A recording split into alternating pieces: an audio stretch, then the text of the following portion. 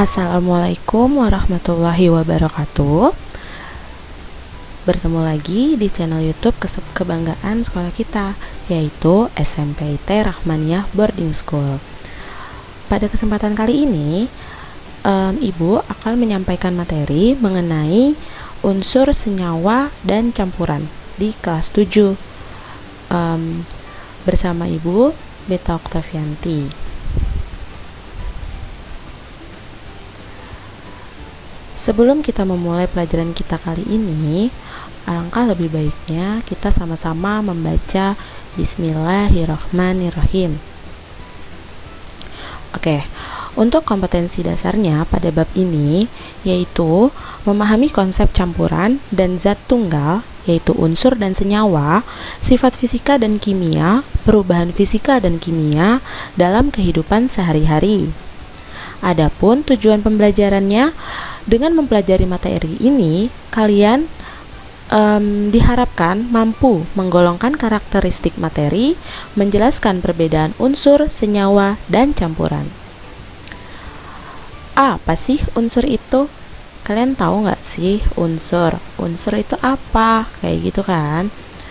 Ternyata unsur itu adalah zat tunggal yang paling sederhana.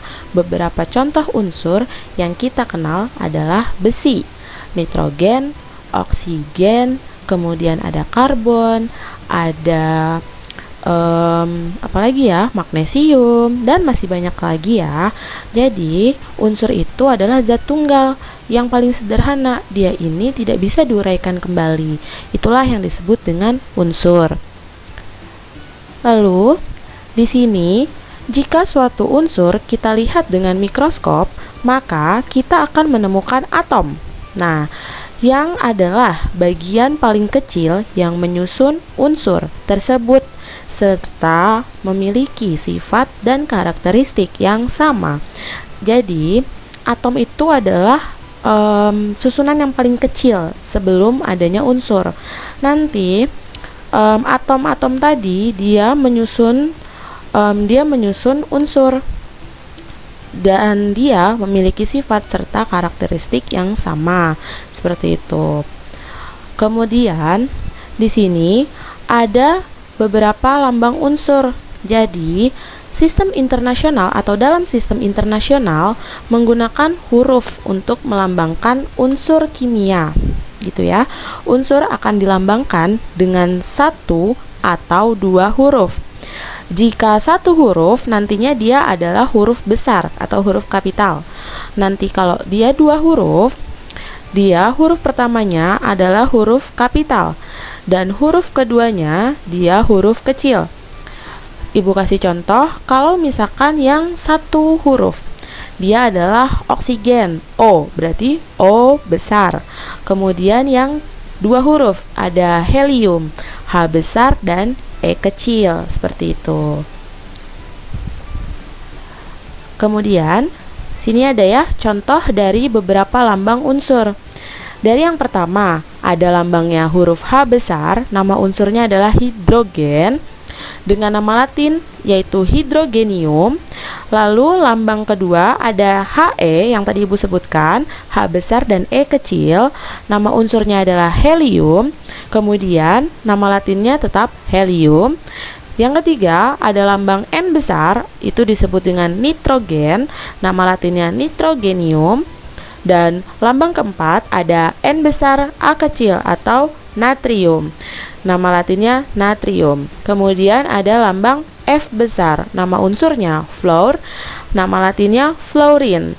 Kemudian lambang yang terakhir itu ada F besar E kecil, nama unsurnya besi, nama latinnya ferrum. Jadi, Bu, kenapa sih besi nggak Be aja kayak gitu kan?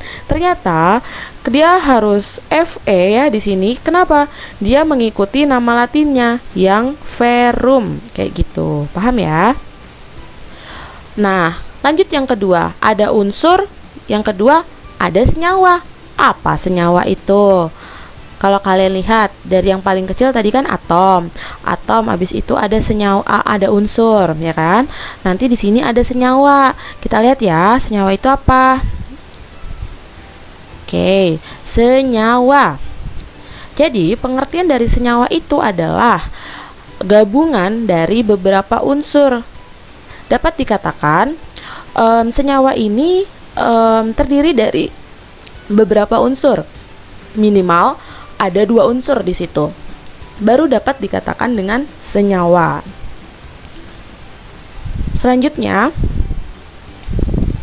kita lihat ya contoh-contoh dari senyawa itu apa saja. Yang pertama ada air. Unsur kimianya yaitu H2O. Dia terdiri dari 2 unsur. Apa saja? Unsur hidrogen dan unsur oksigen. Yang kedua ada garam atau NaCl. Ada berapa unsur di sini? Ya, ada 2 unsur, yaitu unsur natrium dan unsur klorin. Seperti itu. Yang ketiga ada gula, C12, H22 dan O11. Ada 3 unsur di sini. Ada unsur karbon, ada unsur hidrogen dan unsur oksigen. Jadi, intinya senyawa itu adalah gabungan dari beberapa unsur. Diingat-ingat ya, kalau unsur dia zat tunggal, tidak bisa dipisahkan lagi atau diuraikan lagi. Tapi kalau senyawa gabungan dari beberapa unsur. Kita lanjut. Ciri-ciri senyawa. Oke, senyawa memiliki ciri-ciri sebagai berikut. Yang pertama, disusun atas beberapa unsur. Tadi saya sudah bilang ya, dia tersusun dari beberapa unsur. Minimal ada 2 unsur di situ, baru dapat dikatakan dengan senyawa. Yang kedua, dibentuk dengan reaksi kimia. Yang ketiga, perbandingan unsur-unsur penyusunnya selalu tetap. Yang keempat, sifat-sifat unsur penyusunnya tidak nampak lagi. Yang kelima, unsur-unsur penyusunnya biasa dipisahkan kembali dengan reaksi kimia. Saya ulang. Yang kelima, unsur-unsur penyusunnya bisa dipisahkan kembali dengan reaksi kimia. Lalu, di sini ada beberapa contoh senyawa. Tadi sudah ada 3 ya. Ada air H2O, ada garam NaCl, dan ada gula C12O22 dan C12H22 dan O11. Lalu di sini ada juga nih air H2O, amonia, NH3 tersusun dari unsur nitrogen dan unsur hidrogen. Kemudian ada es kering, ada CO2, kemudian ada garam dapur, NaCl tadi ya. Kemudian ada kapur, CaO. Kemudian ada batu kapur, CaCO3, kalsium, karbon dan oksigen. Ada kapur tulis, CaOH 2 kali. Kemudian ada soda kue, NaHCO3, ada gips, ada kaporit, garam Inggris, ada susu magnesia MgOH 2 kali, dan ada terusi CuSO4 5H2 dan O. Nah, tadi kalian sudah tahu unsur, udah tahu senyawa. Tadi kan kalau unsur apa? Unsur adalah zat tunggal yang tidak dapat diuraikan kembali. Kalau senyawa gabungan dari beberapa unsur. Nah, di sini ada nih pertanyaan. Kalau campuran itu apa sih? Ada yang tahu nggak? Oke, kita buka ya. Kalau campuran itu adalah gabungan dari beberapa senyawa, seperti itu ya. Jadi kalau unsur dia zat tunggal, kalau senyawa dia gabungan dari beberapa unsur. Nah, kalau campuran dia gabungan dari beberapa senyawa, seperti itu. Lalu ciri-ciri campuran. Begitu pula dengan senyawa tadi, campuran juga mempunyai ciri-ciri. Yang pertama, disusun atas beberapa senyawa. Yang kedua, dibentuk dengan fisika. Kalau senyawa tadi kan dibentuk dengan reaksi kimia, seperti itu ya. Nomor 3, perbandingan unsur-unsur penyusunnya bisa berubah-ubah. Yang keempat, sifat-sifat unsur penyusunnya masih terlihat, tapi kalau di senyawa, sifat unsur penyusunnya tidak dapat terlihat lagi atau tidak dapat nampak lagi ya. Yang kelima, unsur-unsur penyusunnya bisa dipisahkan kembali dengan reaksi fisika. Kalau tadi senyawa kan dengan reaksi kimia, seperti itu. Lalu pembagian campuran. Oke, campuran homogen. Homogen artinya itu sama ya.